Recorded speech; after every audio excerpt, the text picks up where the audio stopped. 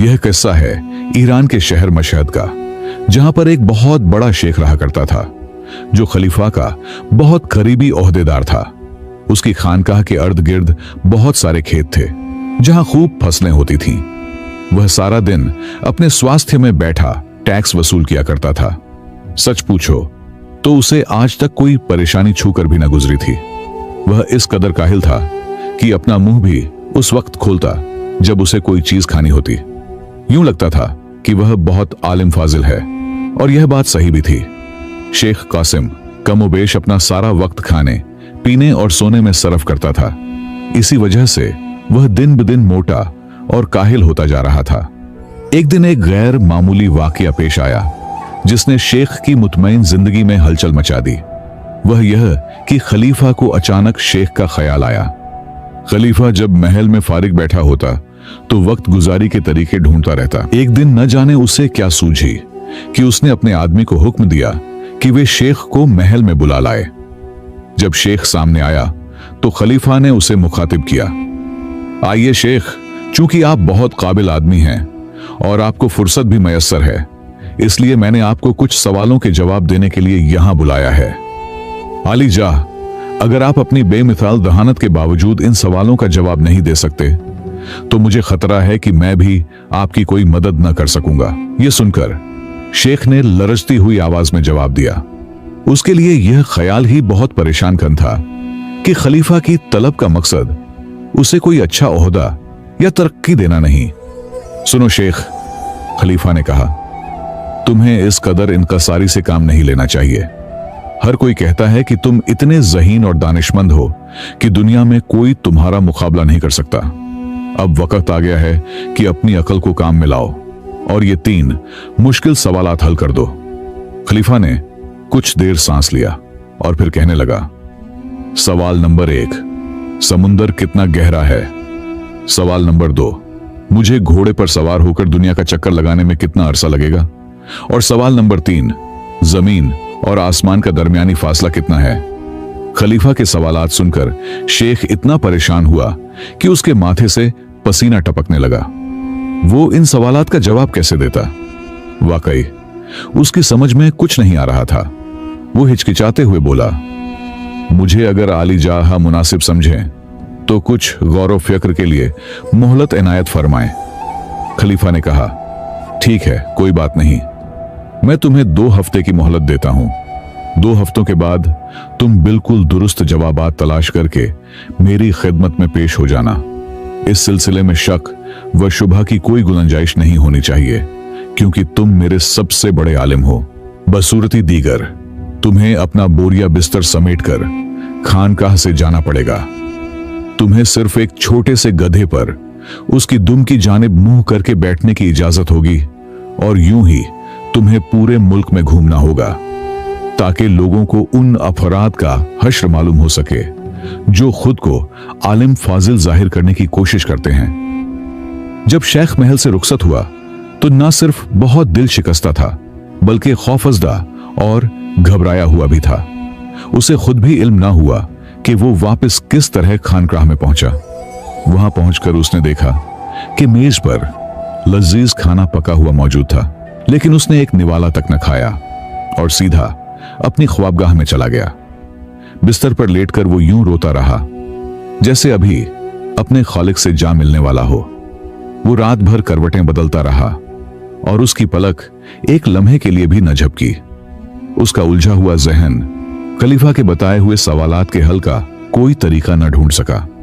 अगले चंद दिनों में दुनिया भर में कोई शख्स ऐसा परेशान न रहा होगा जितना कि वो शेख था। वो चिड़चिड़ा हो गया, उसकी भूख मर गई और गाल भी पिचक कर अंदर को ढंस गए। वो निहायत कमजोर हो चुका था। उसने सवालात के जवाबात तलाश करने की कोशिश में 12 अपना दिमाग लड़ाया। आखिरकार उसने अपने चाहने वालों से मदद मांगी कि शायद वो कोई हल तलाश कर सकें। बदकिस्मती से वो सिवाय मनमनाने के और कुछ न कर सके। उनका कहना था कि राहिब की हैसियत से वो सिर्फ अपने मजहब की तालीमात से वाकिफ है। उनके लिए बाहर जाकर फितरत के राजों का मुताला करना मुमकिन नहीं। मायूसी के आलम में शेख के पास उस दिन का इंतजार करने के सिवा कोई चारा न रहा। जब उसे खलीफा के सामने हाजिर होकर यह सुनना पड़े कि तुम एक बेवकूफ शख्स हो। दिन गुजरते रहे और शेख कमजोर होता चला गया। अब वो ऐसे काम कर सकता था जो वो पहले करने के काबिल न था, मसलन चलना फिरना और हवाखोरी के लिए निकलना। अब वह ऐसी सुनसान जगहों पर जाकर छुप सकता था जहां उसे कोई न देख सके। आखिर मुकर्रर वक्त आ गया और उसकी तमाम तदाबीर बेकार साबित हुई।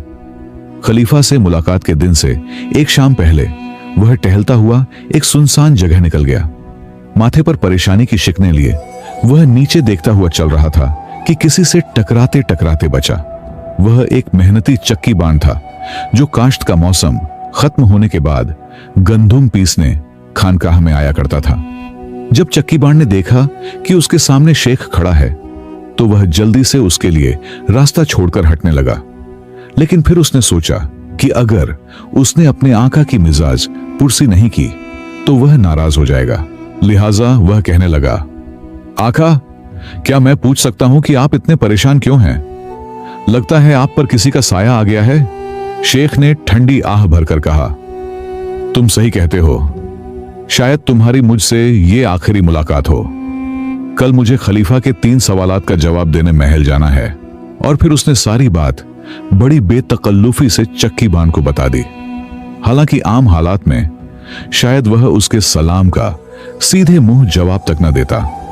चक्की बाण ने आहिस्ता से अपना सर थपथपाते हुए और इस मामले पर कुछ सोच विचार करने के बाद अपने आका की तरफ देखा। किस कदर अफसोसनाक मंजर था। शेख दिन में 3 बार आमतौर पर डटकर खाना खाया करता और उसके पास सोच विचार करने के सिवा सिर्फ यही काम था कि वह अपने मजदूरों से कम मुआवजे पर किस तरह ज्यादा से ज्यादा काम करवाए। वह किसानों और मजदूरों को हमेशा अहमक समझता था और यह किस कदर गैर मुतवक्के बात थी कि अब वह खुद परेशानी से दो चार था। यकीनन यह बात चक्की बाण के लिए खुशी का बाइस थी। उसके दिल में आका का खौफ कम होने लगा। क्या देख रहे हो?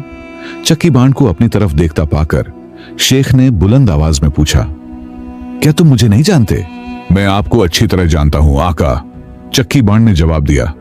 लेकिन मुझे हैरत हो रही है कि आप जैसा काबिल शख्स इन आसान से सवालात का जवाब नहीं दे सकता। शेख ने हैरत से पूछा, तो गोया तुम जवाब दे सकते हो? चक्की बाण ने जवाब में कहा, हम मजदूर दिन भर 2 वक्ती रोटी के लिए परेशान रहते हैं।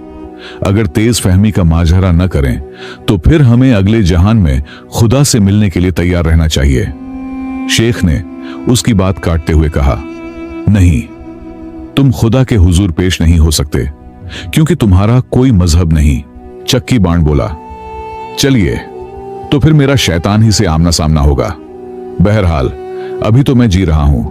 अगर शैतान ने मुझे पकड़ लिया होता तो मैं आपके लिए आटा कैसे पीसता? मालिक, यह कहते ही चक्की बाण पलटा और वहां से चल दिया। शेख ने कभी सोचा भी न था कि यह शख्स इतना ज़हीन है और इस कदर तुंदो तेज लहजे में जवाब देगा। अब उसके पास चक्की बाण से मदद तलब करने के सिवा कोई चारा न था। चुनांचे वो उसके पीछे पुकारते हुए लपका, ठहरो ठहरो, मुझे कुछ कहना है। चक्की बाण ने रुकने से पहले सर घुमाकर पूछा, क्या बात है? शेख कहने लगा, अगर तुमने मेरे 3 सवालात के सही जवाबात बता दिए तो मैं तुम्हें बड़ा इनाम दूंगा। कम अज कम मैं तुमसे आइंदा आटा पीसने के लिए कभी नहीं कहूंगा। चक्की बाण ने दिल में सोचा, यह शख्स परेशान होने के बावजूद अपनी ताकत और घमंड का माजहरा कर रहा है। उसके इनाम की किसे परवाह है? लेकिन यह हम सबको अहमक समझता है और हुक्म चलाता फिरता है। इसलिए मैं इस मौका से फायदा उठाते हुए यह जता सकता हूं कि हम मजदूर अहमक नहीं होते। चक्की बाण ने कहा, मुझे कोई इनाम नहीं चाहिए, लेकिन मैं सवालात के जवाबात हल करने की कोशिश जरूर करूंगा क्योंकि आप उनका जवाब नहीं दे सकते। शेख ने पूछा, वाकई? क्या तुम ऐसा कर सकते हो? लेकिन शेख का चेहरा बता रहा था कि उसे ज्यादा उम्मीद नहीं थी। चक्की बाण ने जवाब में कहा, क्या आपके ख्याल में मैं सच नहीं बोल रहा? मैंने जिंदगी भर कभी झूठ नहीं बोला मालिक। मैं कभी मदरसे नहीं गया और मुझे मालूम नहीं कि पढ़ाई किसे कहते हैं, लेकिन मैं शायद अपने तजुर्बे के जरिए उन सवालात के जवाब दे सकूं जो आपको किताबों में नहीं मिल सके। तो तुम जानते हो गोया कि उन सवालों का जवाब क्या है? Double asterisk. चक्की बाण ने सर हिला दिया। जी हां, लेकिन अब आपको मेरा हुक्म मानना होगा, चक्की बाण ने कहा। इसके बगैर यह मसला हल नहीं हो सकता। शेख की परेशानी की रगें उभर आईं। वो नाराजगी से बोला, तुम्हारा हुक्म मानूं, लेकिन यूं तो तुम मेरे आका बन जाओगे। क्या मैं तकदीर को बदल डालूं? नहीं नहीं। लेकिन जब उसे अगले दिन का ख्याल आया तो उसका रंग उड़ गया। अगला दिन उसके लिए कयामत के दिन की तरह था। कल उसे गधे पर सवार करके गलियों में सवारी करना होगी। तब तकदीर बदल जाएगी। लोग उस पर हंसेंगे और उसका सर हमेशा के लिए झुक जाएगा। तकदीर तो शायद नहीं बदल सकती, लेकिन वो तो बदल सकता है। बड़े शेख ने बेचारेपन के आलम में कहा, अच्छा ठीक है, मैं तुम्हारी बात, तुम्हारा हुक्म मानूंगा, लेकिन सिर्फ एक ही मर्तबा। चक्की बाण ने कहा, ठीक है, सिर्फ एक मर्तबा। कल आप घर पर रहें और मैं खलीफा से मिलने जाऊंगा। मेरी जगह तुम्हें जाना है।